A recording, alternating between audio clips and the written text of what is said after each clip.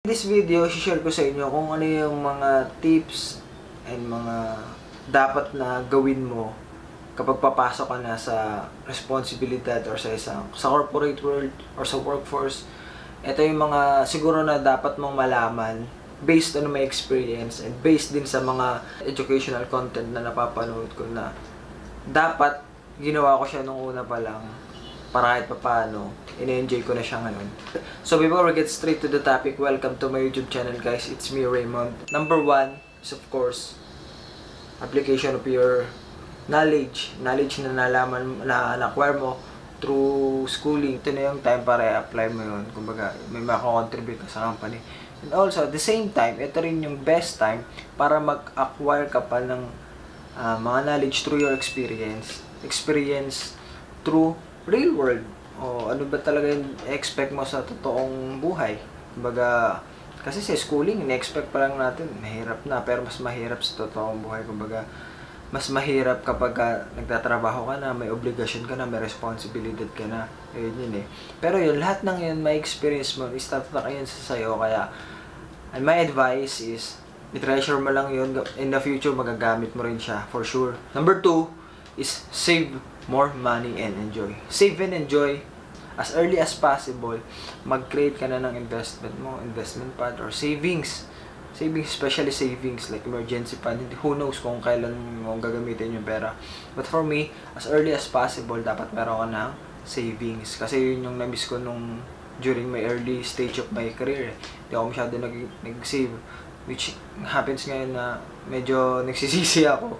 I'm sure naman hindi pa siya late, pero ngayon nagsisisi ako kasi hindi ko siya sinimulan ng mas maaga. But for you, sa mga viewers ko, I suggest na simulan mo siya mas maaga kasi mas malaki mo rin siya kikitain in the near future or mas mapapakinabangan mo siya na mas malaki in the near future.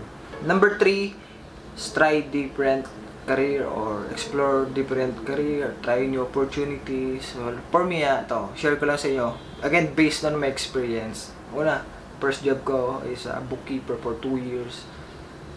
And lumipat ako ng sales, naging BPO sa call center ako, naging sa AP, and then naging reliever.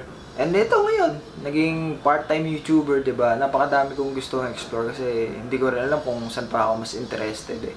But for me, ayun yung ginawa ko kasi after ko I graduate, feeling ko kasi hindi siya para sa akin yung course na yun, kaya nag-try ng ibang career. So eventually naman hanggang sa over the years, parang na-realize ko na, teka, parang gusto ko palang ituloy yung tinapos ko, sa sayang naman do.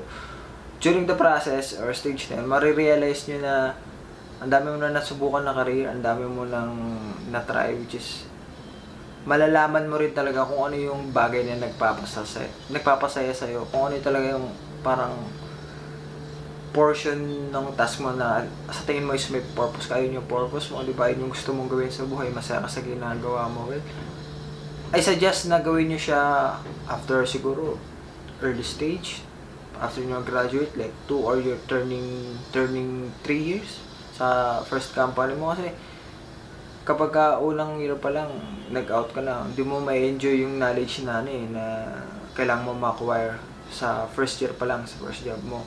So I suggest na siguro mas maganda pag mga 3 years ka na. Alam ko nakaka-umay, nakaka-urat, or nakaka-board na 2 years ka na doon feel and nesta ka pa rin kaya nag-explore ka ng ibang way. Pero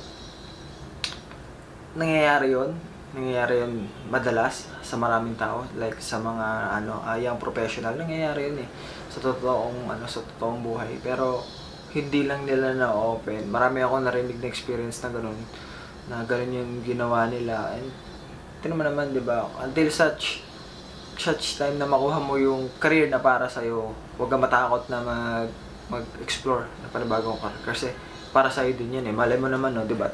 For example, itong ginagawa ko. Malay mo magiging sikat na YouTuber ako, 'di ba? O who knows what future holds, 'di ba? Malay mo naman magiging sikat tayo na entrepreneur, 'di ba? Consultant, 'di ba? Who knows? Kaya explore hangga't bata pa. And number 4 is yung financial literacy. Ito hindi to masyadong tinuturo sa school, hindi siya masyado na pagtutunan ng pansin sa mga university. Pero siguro yung iba natuturo na bakit ko to sinama kasi hindi lang naman pwedeng ipon ka lang ng ipon, trabaho ka lang ng trabaho eh. Kailangan maging financially intelligent ka din or matalino ka sa gamit ng pera mo or saan mo siya dinadala, kasi you're not just wasting your time your money you're also wasting your time, 'di ba? Ano mo yun parang hard-earned money mo tapos gagamitin mo lang parang bili ng gadgets, mga latest damit, or mga ipa-party mo, travel mo, parang gano'n. Kumbaga, okay lang naman mag-travel, pero yung parang once a while lang, parang namomonitor mo pa rin siya, natatrack mo pa rin siya. Kasi napaka-boring naman ng buhay mo kapag wala ka ng tinravel, wala ka ng mababurnout ka. Parang, ito na lang ba ang buhay ko? Ito na lang ba ang kalago? Again, magta-travel ka parang parang twice a year, parang gano'n. Para ma-enjoy mo rin naman yung God's creation, di ba? But, ayan. Again, financial literacy is one of the best knowledge na dapat mayroon kayo, or dapat matutunan nyo kung paano nyo i-handle yung finances nyo. Kasi in the near future kayo din makikinabang yan Ako lately ko na nalaman yun, kung hindi pa dumaan yung mga anxiety na yan, mga gano'n. Hindi ko pa malalaman Tsaka dumating din yung point na parang gastos ako ng gastos. Kaya sabi ko nga, enjoy ako ng enjoy, diba? Andun yun. Gusto ko rin pala pamilya, kaya as early as possible sinasabi ko na sa inyo ito para hindi na kayo mapagaya sa akin na late na pinagtuunan yung pansin about financial literacy. Number 5 is start investing in yourself. Napakahalaga ng mag-invest ka para sa sarili mo. Marirealize mo na yung pagod mo, ibang tao yung nakikinabang. Kaya as much as possible, hanggat bata ka pa, magbuhat ka, maging active ka, magpapawis ka, Kumbaga, alagaan mo yung sarili mo, kumain ka ng tama, mag-diet ka. In the long run, ikaw din talaga makikinabang nito Gusto mo ba, parang pagdating mo na 50 years old, may komplikasyon ka na, dami mo hinihinda. Kasi hindi mo na pinansin yun. Especially your mental health. Yan. Napakarami nagsasuffer ngayon sa anxiety, depression, stress yan. Napakalaking factor niyan ngayon sa mga young professional. At hindi lang sa mga young professional, sa mga sobrang bata pang professional, mga papasok pa lang, at saka mga early 30s yan. Talagang tumadaan sila sa depression, mga stress na yan. Kung hindi mo talaga, hindi strong yung mental condition mo, iba parang hindi mo siya ma-overcome yung mga pagod Kaya as early as possible, kailangan bago ka pumasok sa isang sitwasyon, kailangan physically and mentally prepared ka. Kaya I suggest na bago maubos ang lahat na meron ka, sarili mo, invest in yourself. Pwede rin namang mag-enroll ka. Kung gusto mo talagang mag-shift sa ganitong career, mag-enroll ka. Kung gusto mo malaman talaga yung more detail about financial literacy, mag-enroll ka, it takes time ka. Basta huwag mong kalilimutan yung sarili mo, kasi marami yung iba dyan, akala nila parang magtrabaho ka para maging tumaas yung position mo, di ba? Who knows, magkano lang raise ngayon sa Pilipinas, or kung may plano ka, di ba, mag-ibang bansa. Napakatagal pa nun, kaya as early as possible, sinasabi ko na invest in yourself. Number 6, start building your own brand or your network.